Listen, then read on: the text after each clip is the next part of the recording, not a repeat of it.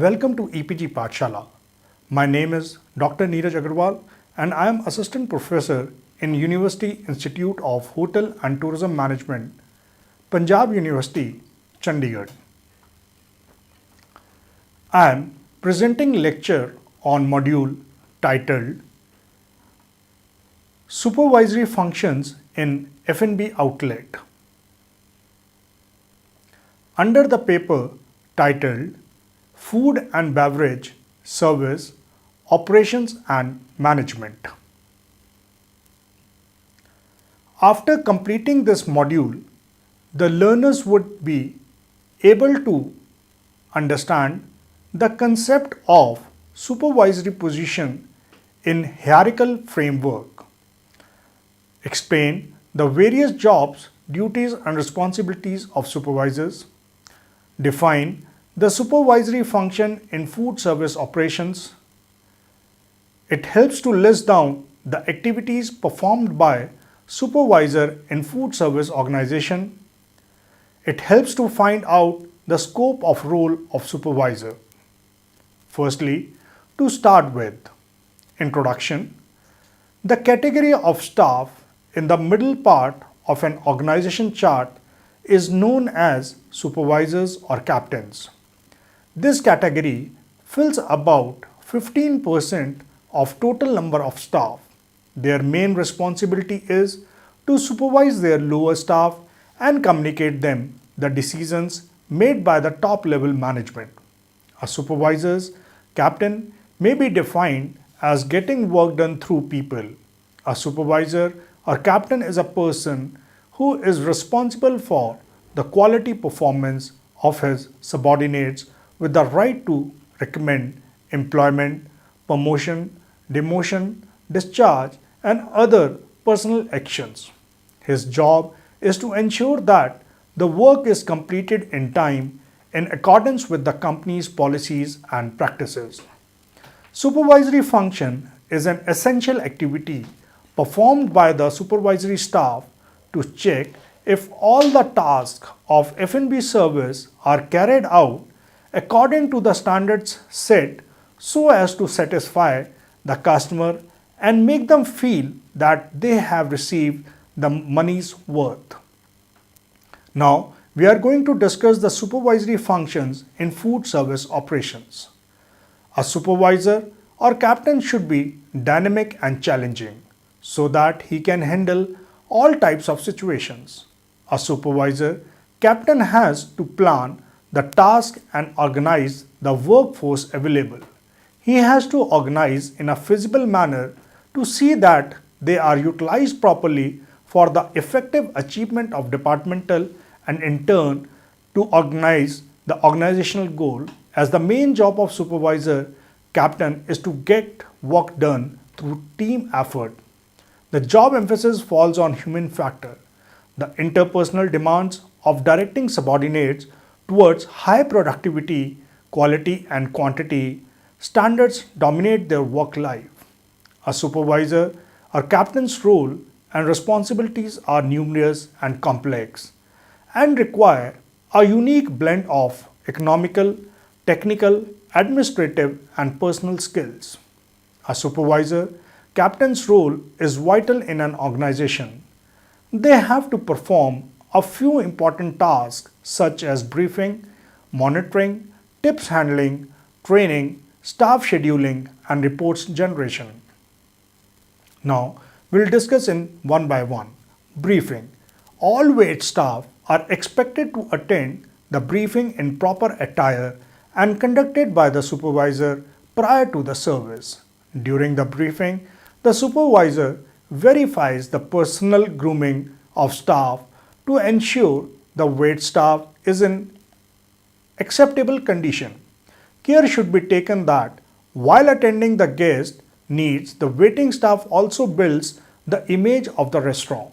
Therefore, the following things must be checked by the supervisor or captain. That is, properly trimmed and combed hair, proper shave as per the guidelines, properly trimmed nails, jewelry should not be excess, well polished shoes, black socks or whatever permitted, well polished nameplate, properly washed and ironed uniform, good health and not suffering from any kind of cold or contagious disease. The other important tasks performed by the supervisor or captain through this activity are as follows. Number 1. Keep motivating the staff to perform in a better way. Second, attendance check and find out the reason behind the absenteeism. Third, give the special instruction for the day's operation. Fourth, emphasis on discussion on menu for the day. Fifth, enhancing the staff's knowledge about the complete menu. Sixth, informing about the items which are non-available for the day. Seventh, if any item is to be promoted in the outlet, they needs to be explained. Eighth, discuss the problems or any mistakes in the previous operations. Ninth, give solution or suggestion to the staff to make the operation smooth. 10th, allocation of the job responsibilities to be done for the particular operations. 11th, briefing time may be utilized for the training of the staff. 12th, feedback may be taken to improve the performance. Briefing is one of the best opportunities to interact with the staff members to discuss about the operational activities. This key point time must be handled very efficiently by the captain to develop the sense of team building, as it is very important to create the cohesiveness among the team members. If any kind of personal dissatisfaction exists, it must be tackled very efficiently by the supervisor or captain. Checking mise à plat and mise à se. Mise à plat means keeping everything required in readiness for service, which comprises list of activities. Mise à se refers to keeping the area clean and presentable. These activities are carried out prior to service. It is the responsibility of a wait staff to carry out all the activities to an acceptable level. The head waiter prepares duty rota to show the assignment of tasks to staff. Handling of tips. Tips are the amount given voluntarily by the guest at the end of the meal or function to the service staff, appreciating their good work. In most hotels, tips are taken only by the service staff and not shared with kitchen staff. In the outlet, where tips are pooled and then distributed periodically, supervisors have an additional responsibility on their shoulders. The best way to perform this task efficiently is to be transparent. While fixing the points to staff members, follow the organization's tips policy and take the acceptance of the manager and the staff. Following points should keep in the mind by the supervisor or captain. The captain ensures that all the money received as tips is collected in a box.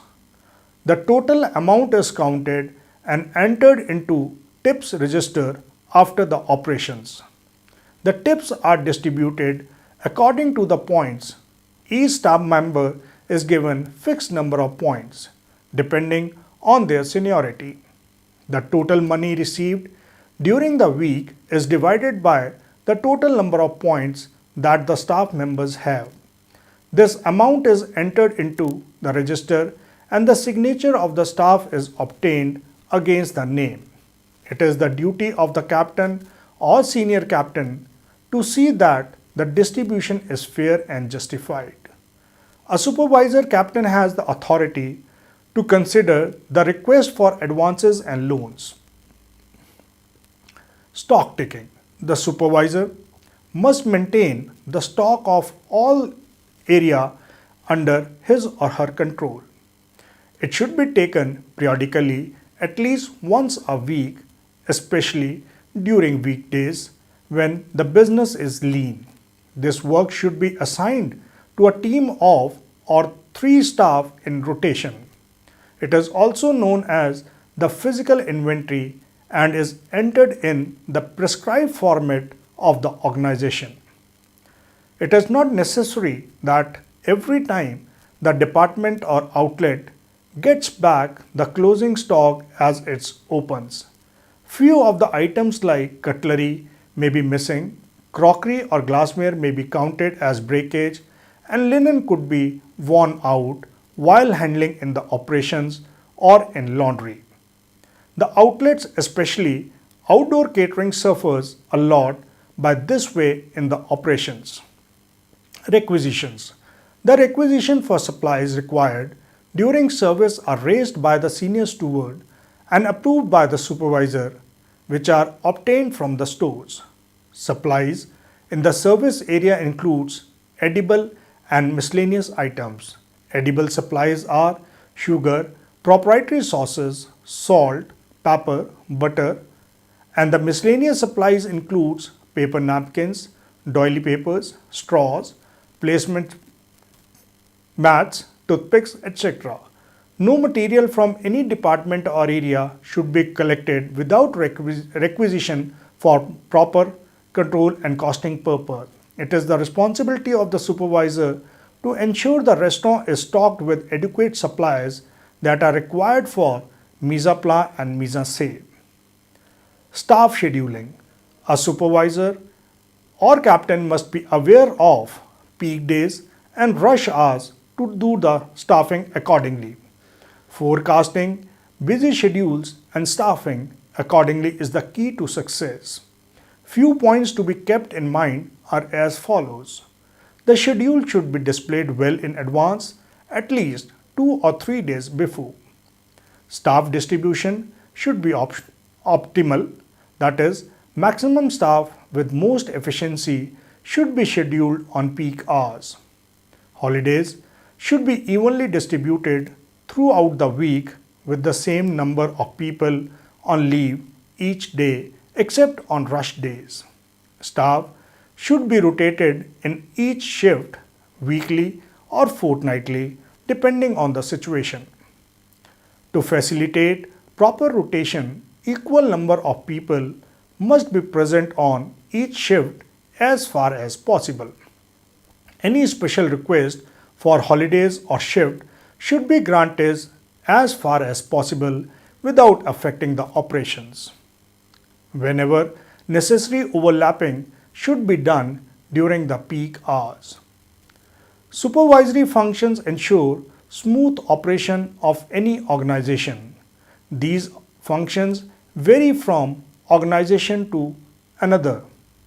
Supervisors or captains are expected to guide the subordinates towards the attainment of objectives.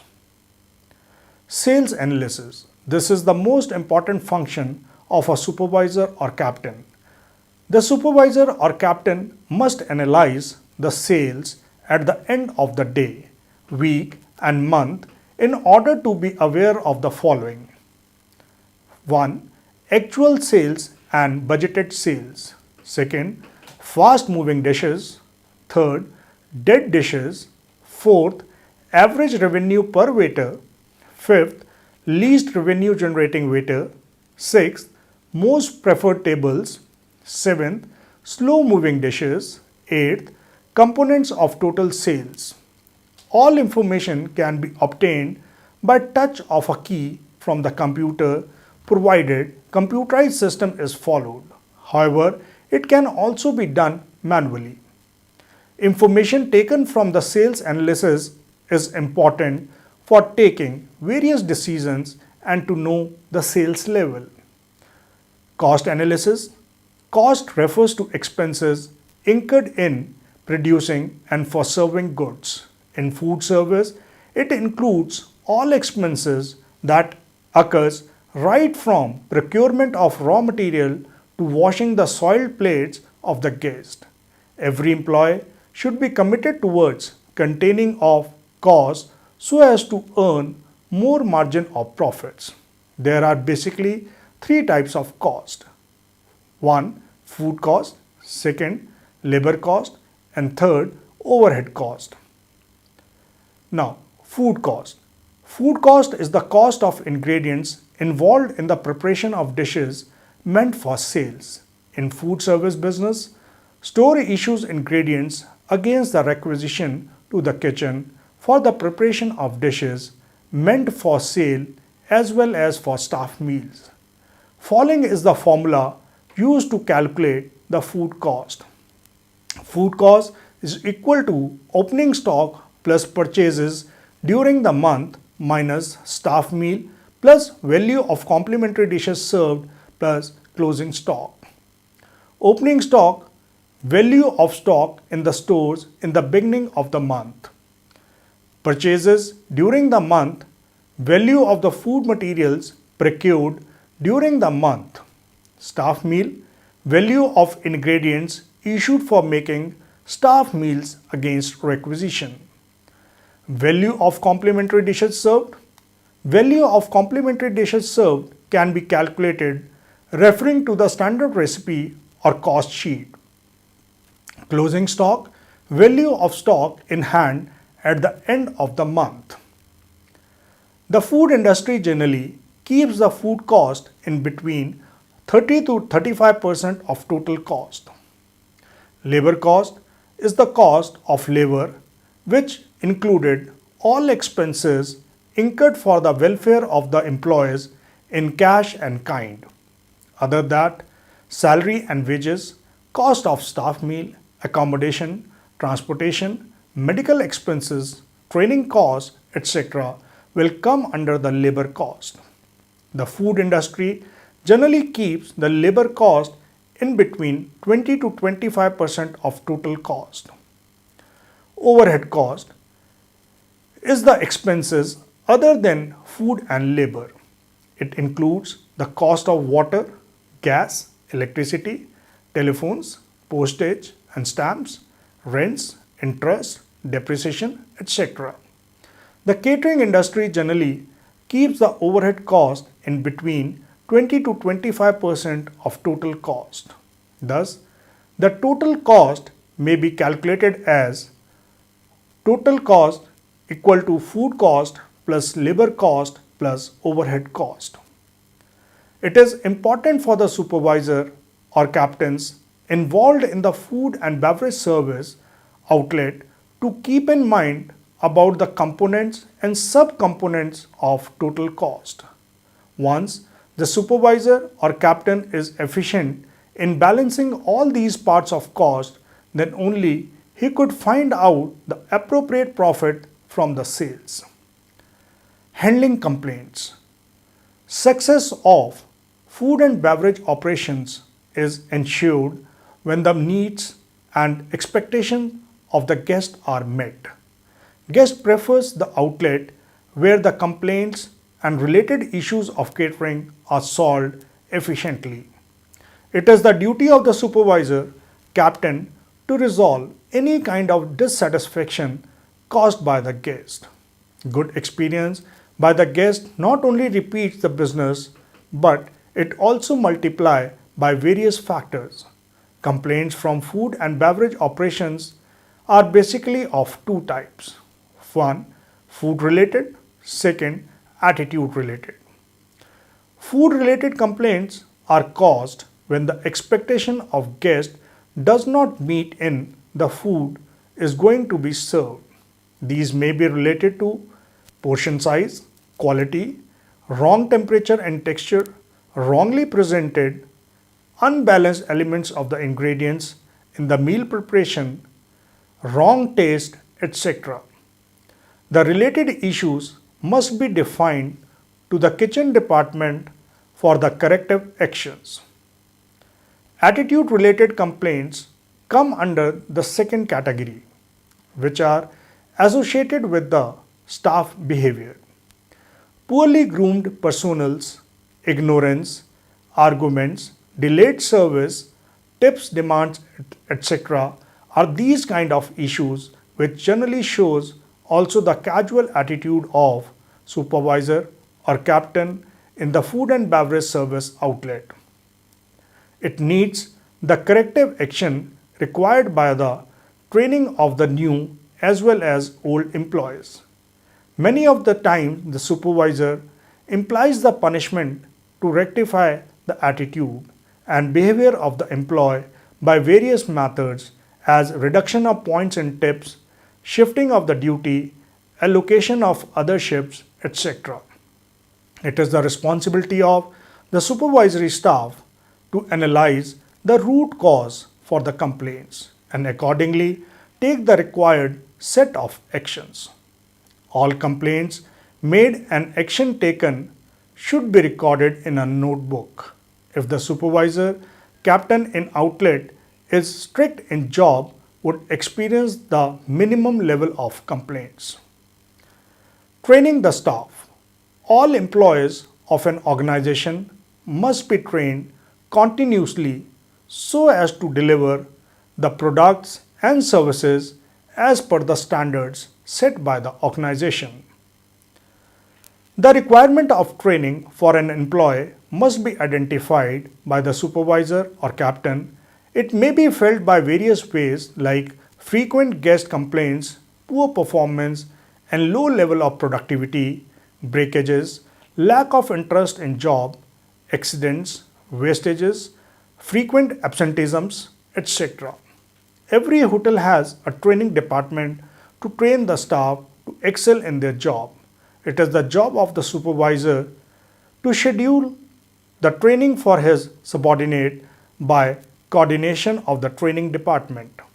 Training fills the gap between the current performances of an employee to the performance level expected from him. Regular training results in improved performance and high level of productivity, confidence, increased level of guest satisfaction, repeat customer, low staff turnover, high level of job satisfaction, increased level of interpersonal relationship, etc. Managing discipline. Discipline is the hallmark of a good hotelier. Following are some general guidelines to maintain a disciplined team. Ensure that there are written houses, rules and codes of conduct. Motivate staff to follow rules. A fault committed must be checked at once. Always be disciplined. Set an examples in front of juniors. Now we are going to discuss about standard operating procedures. A standard operating procedures SOP is a set of written instructions that documents a repetitive activity followed by an organization. The development and use of SOP are an integral part of a successful quality system as it provides individuals with information to perform a job properly and facilitates consistency in the quality of a product or service. Writing a SOP. SOPs should be written in concise, step-by-step, easy to read format. The document should not be wordy or over lengthy. SOPs should be written with sufficient details so that anybody with limited experience or knowledge can successfully reproduce the work when unsupervised. These SOPs should be made available for reference. SOPs should be periodically revised to keep them updated. Every organization has its style of writing a SOP.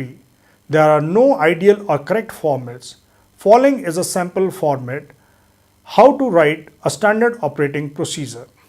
Use job titles and not name of people. Follow a logical thought process. Start each step of the procedure with the action word, for example, lift, pour, etc. Use graphics and visuals. Sentences should not be long and complicated. Avoid ambiguity of words, that is double meaning or confusing words. Now, I will summarize in the module the role of supervisor in food and beverage organization or outlet was defined. The supervisor fills about 15% of total number of staff. Their main responsibility is to supervise their lower staff and communicate them the decisions made by the top level management. A supervisor or captain may be defined as getting work done through people. A supervisor or a captain is a person who is responsible for the quality performance of his subordinates with right to recommend employment, promotion, demotion, discharge and other personal actions. We also explain the various activities performed by a supervisor in food and beverage organization. The supervisor ensures that the work is completed in time in accordance with the company's policy and practices. An understanding of this chapter will help to perform the role of supervisor in food and beverage outlet and prepares the standard operating procedure for jobs related to F&B organization. Thanking you and have a nice day.